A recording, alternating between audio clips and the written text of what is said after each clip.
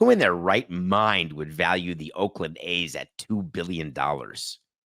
Did you see where Fisher wants to sell 25% of the team? I appreciate that question. Dear David, like you're writing me a letter. Couple things. One, it's not the Oakland A's, it's just the A's. I don't want to keep making people in Oakland feel badly by giving them any sort of PTSD by continuing to call them the Oakland A's. They're not in Oakland anymore.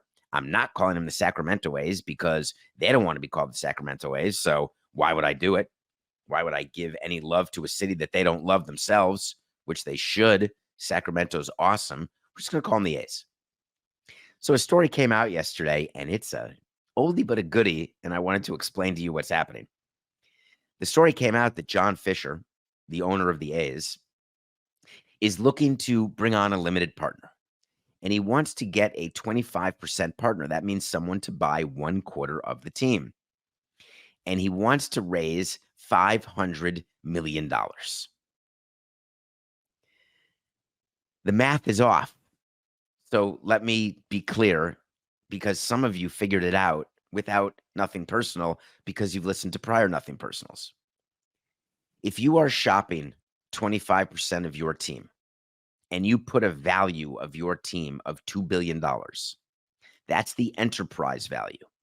You have to take the debt away from that number in order to calculate the amount of cash that a limited partner would have to give to own a certain percentage. So for easy math purposes, if the A's, which they don't, had $1 billion of debt and a limited partner bought in at a $2 billion valuation enterprise, you take $1 billion from the two, which means the equity is $1 billion. So 25% of that team is $250 million. That's the check you write to own 25%. It's not unlike your house, your mortgage. You know the equity value of your home. That's different than the overall value of your home. That's when you get into trouble, is when the overall value of your home is less than the debt on your home. That's a problem. How do you choose an enterprise value? People are confused about this. You don't choose an enterprise value.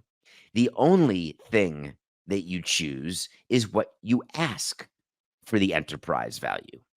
It's a totally made up number. You can say it's 10 times EBITDA. Look at the revenue of my team. It's $100 million.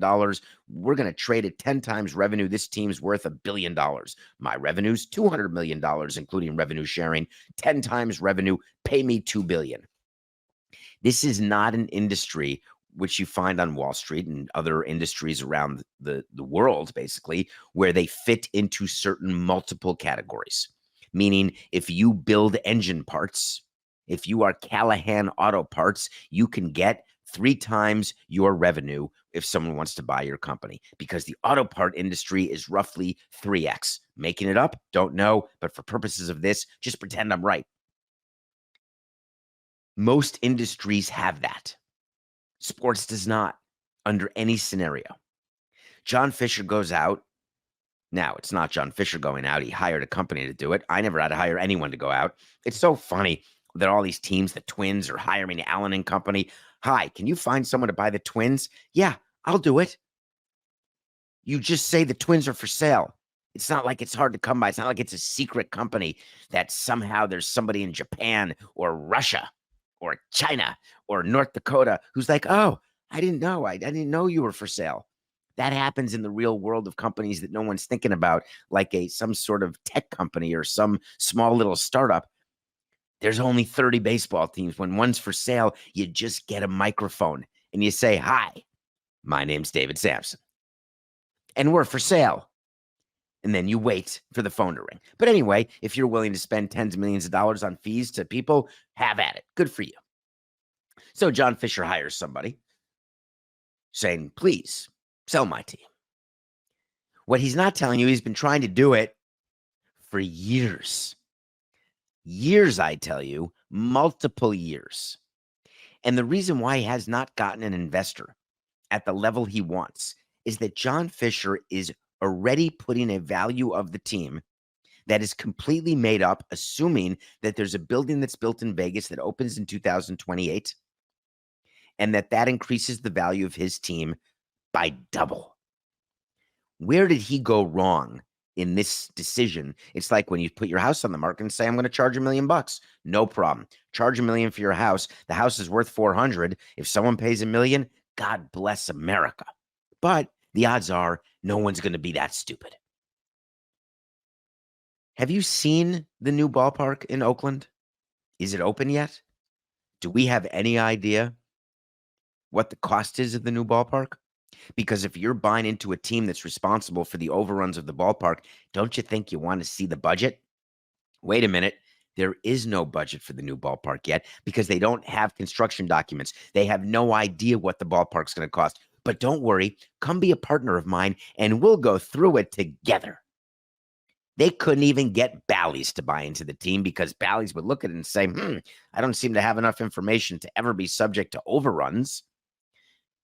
You promised me that it's going to open in 2028? You're damn right I do. Really? How's that? Are you going to rep and warrant it in any deal when I buy part of the team? Are you going to give me a money back? Give me a higher percentage of the team? I'm going to get 25% right now based on a $2 billion enterprise valuation. What if the stadium opens a year late? Do I get to own 35% without putting an extra dollar in? If there's overruns, John Fisher, will you put them in but not make me as the new 25% owner? So I have no capital calls of any kind? Will you protect me in that way? Oh, probably not, which is why I can't find anyone to invest. All right, let me give you another one. Look at these numbers, John. You're counting on a lot of attendance. I'm going back over a bunch of new stadiums recently, and they don't get that sort of increase. So what happens if we don't hit our revenue numbers? Are you going to put in all the money to cover the losses? No, we'll just cut the payroll. Are you going to guarantee that we'll run a break-even team? Because I don't want to have to put in more money if I'm investing all this money at a $2 billion valuation. John Fisher would have to basically contort himself in a way that MLB would not allow to get someone to invest at a $2 billion valuation because it's a dream, literally a dream. So what's the purpose? What's the story? What's happening?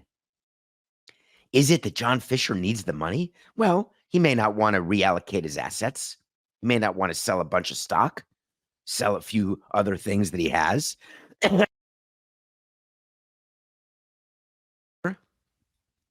He's just a responsible businessman who wants to lay off some of the risk. Because this whole Sacramento Vegas plan, it's fraught with financial risk and uncertainty. And any smart businessman, when they see something that truly they don't control, and don't get into me that owners control attendance, that owners control on-field performance, and that owners can make a market good just by spending money on the team. It's poppycock. You can certainly invest into your team on the field and hope that things go well. You can invest in your team on the field and things don't go well, and you don't have the runway to keep it going, and then you're really screwed. That sounds like an autobiography. John Fisher could do anything to have raised the money that he needs to show that he can pay for his part of the ballpark, but he doesn't want to be in that position. So there's nothing that's changed from today to last month, to the month before, to the year before, to the year before that. There is a responsible number that an owner and baseball comes up with what the contribution will be to a stadium.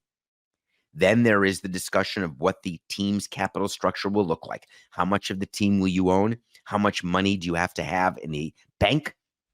What do you do about ensuring overruns and figuring out what your team looks like in all downside cases?